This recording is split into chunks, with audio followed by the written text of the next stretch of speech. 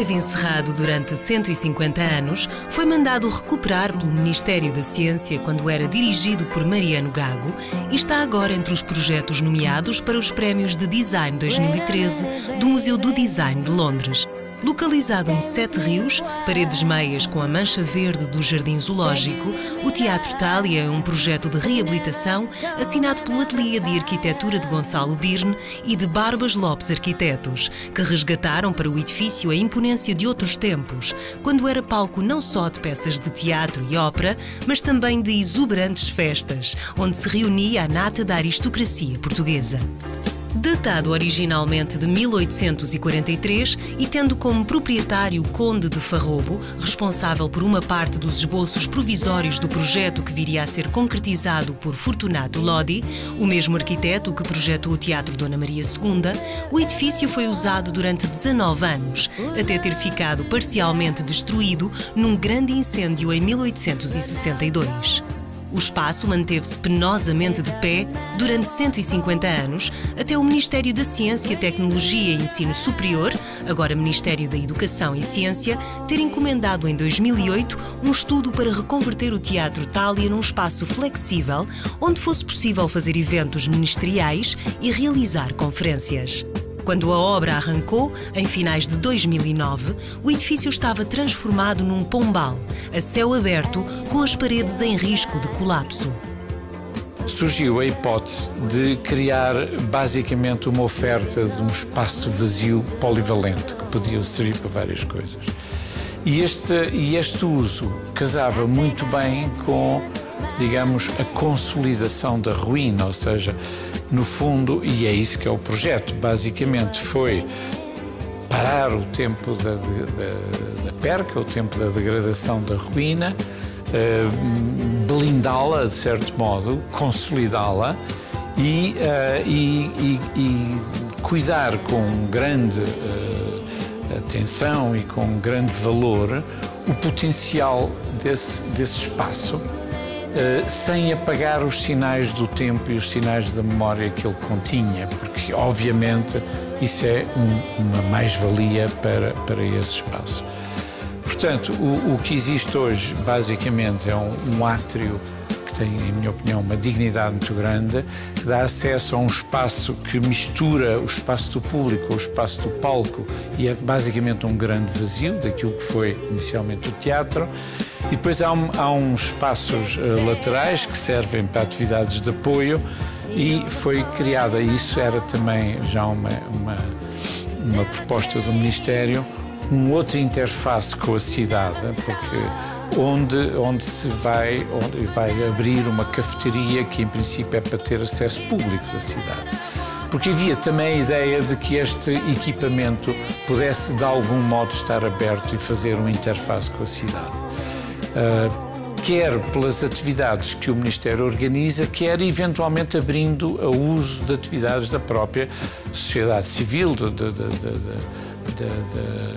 e isso, curiosamente, tem estado até a aparecer pedidos para fazer isso. A intervenção, que ficou concluída há 2 meses, implicou a consolidação das paredes existentes e a reconstrução dos volumes originais da plateia e da cena do teatro.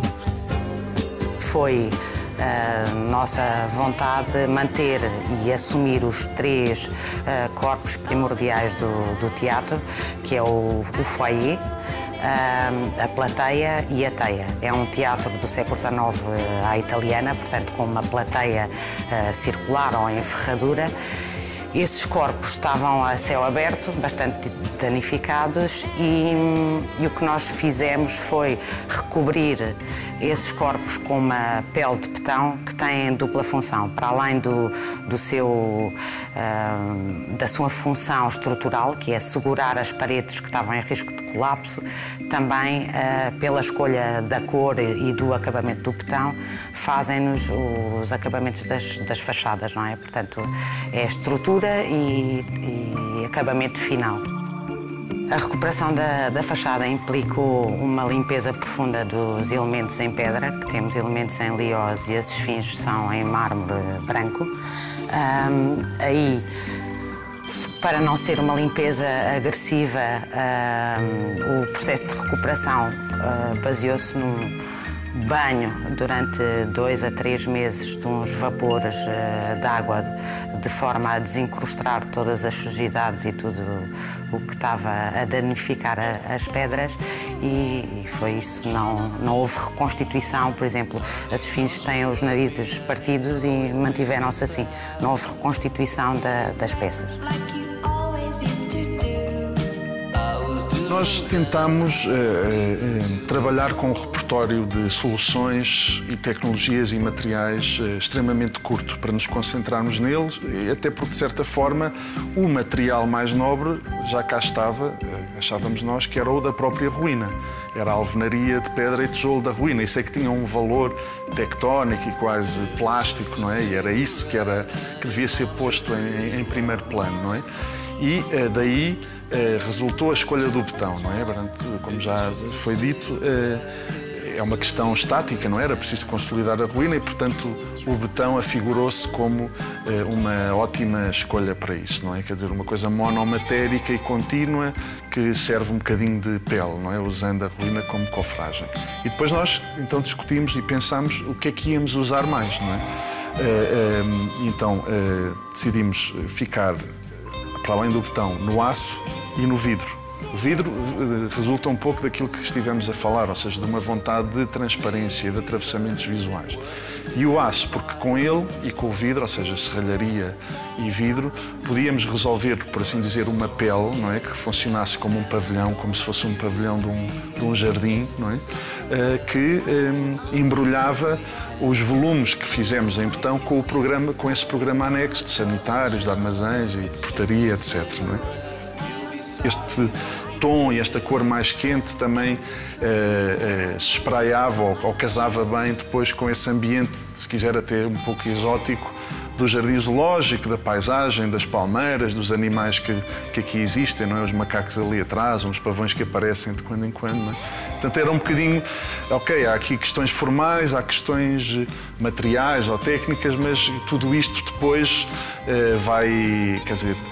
vai ser concluído ou vai desaguar numa experiência mais atmosférica do espaço, não é? Qual é que é o ambiente, não é, que se tem aqui, não é? E era um bocadinho também criar com isso um ambiente em que havia sempre uma ambiguidade entre o estar dentro e o estar fora. Porque onde ela não pode existir é no teatro. Aí nós percebemos que estamos dentro, não é? Dentro daquela caixa. Mas depois tudo o resto nós queríamos que fossem graus intermédios entre estar dentro e fora, entre público e privado, não é? E daí estas transparências, a gente vê umas pessoas a passar, não é? E estamos aqui, mas ao mesmo tempo isto também já é um bocadinho o jardim, não é? Estamos a ver o jardim, isto já faz parte desse ambiente que é o que os pavilhões, muitas vezes, os pavilhões de jardins conseguem ou conseguiam fazer, não é? Os Prémios de Design 2013 englobam 90 trabalhos nomeados em 7 categorias. Além do Teatro Thalia na categoria de Arquitetura, está também nomeado um outro projeto português na categoria do Grafismo, a identidade gráfica do DOC Lisboa, pelo designer Pedro Nora.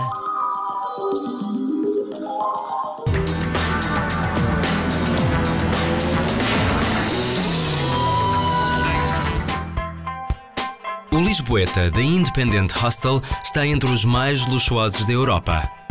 A decoração vintage, a ambiência imponente do palacete que acolhe o espaço e a vista deslumbrante para Lisboa são os principais trunfos. Até para a semana!